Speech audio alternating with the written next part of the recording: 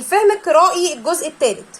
اتكلمنا عن الفهم القرائي، معناه، خطواته، ازاي الام تقدر تعرف طفلها عنده فهم قرائي ولا لا، مجموعة التدريبات اللي بخلي طفلي عنده فهم قرائي ونمي جواه الفهم القرائي وابقى عنده مقدرة يقدر يفهم معاني اي كلمات او قطع او جمل يقرأها عن طريق تدريبات كتير تفهمه ده. خدنا ده من خلال الجزئين اللي فاتوا، ودلوقتي بنتكلم عن اهم الخطوات في الفهم القرائي هي القطع. انا دلوقتي لما بيبقى عندي قطعة مكتوبة، القطعة دي المفروض اني انا بعود طفلي يقرأها قبل ما يحل الاسئلة اللي عليها. للأسف فئة كبيرة من الأطفال بتعتمد على يشوف الكلمة ويبتدي يشوف اللي جنبها ويقوم منزلها جنبها. للأسف دي طريقة مش تأسيس، أنا كده ما بعلمش طفلي يتأسس، أنا كده بعلم طفلي ينقل. وفي مرحلة من المراحل الأسئلة اللي بتبقى موجودة على القطعة ما بتبقاش مباشرة، ما بتبقاش إجابتها جنب الكلمة اللي موجودة وانقلها، وإيه سفينة أدور على سفينة وأشوف اللي جنبها واختاره.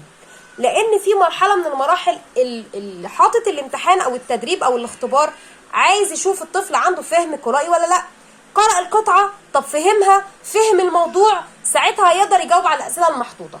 لكن طبعا أنا لما ابتدي مع طفلي لازم أجيب له المسائل المباشرة، الأسئلة المباشرة جدا اللي بالفعل إجابتها موجودة في القطعة جنب كل كلمة.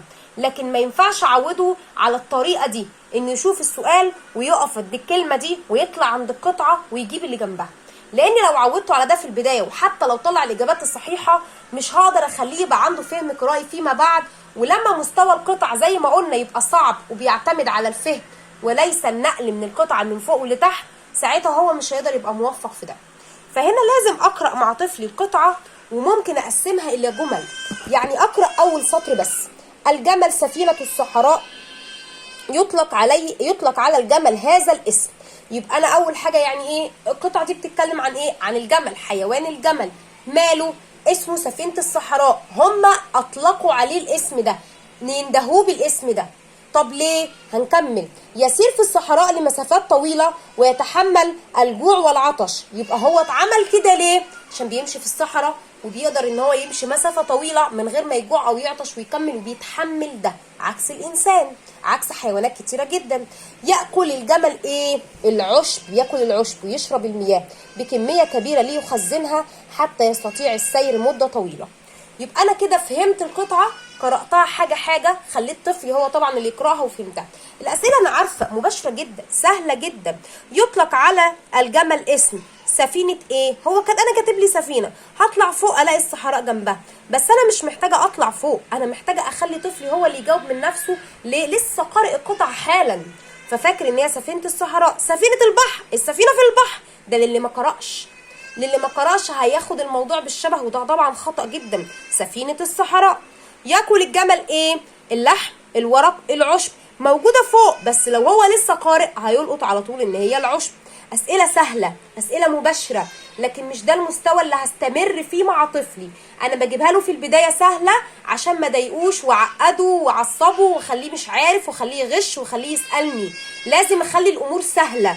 بعد كده بتبقى صدقيني الاسئله صعبه قوي على الطفل، لو هو متمكن مش هتبقى صعبه عليه، بس على الاقل هتاخد وقت اطول في الاجابه، مجهود اكبر، مجهود انه ممكن يطلع يقرا القطعه تاني عشان يعرف يطلع الاجابه، مش يطلع ينقل، يطلع يقرا.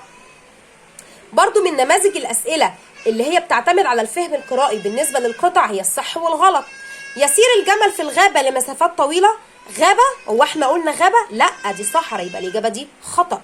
هنا يتحمل الجوع والجمل، انا اسفه هنا في الجمل، بعتذر اهو. يتحمل الجمل الجوع والعطش، طبعا بيتحمل، يبقى الاجابه دي صح. طبعا بعض الاسئله عندي بيبقى فيه مع تصويب الخطا بالنسبه لسؤال الصح والغلط، بيكمل الجمله صحح لي انت الغلط الموجود عشان ما يبقاش الموضوع بيلق صح غلط غلط صح، ياخدها كده بالترتيب ولا حاجه. طبعا الاسئله الثالثه اللي انا ما جبتهاش اسمها الاسئله المقاليه، اللي هي اعتماد الطفل انه عارف يعني ايه تكوين سؤال. لماذا يطلق على الجمل لقب سفينه الصحراء؟ ويقول لي الاجابه كامله سطر او سطر ونص حسب الاجابه بتاعت القطعه، ده اسمه سؤال مقالي.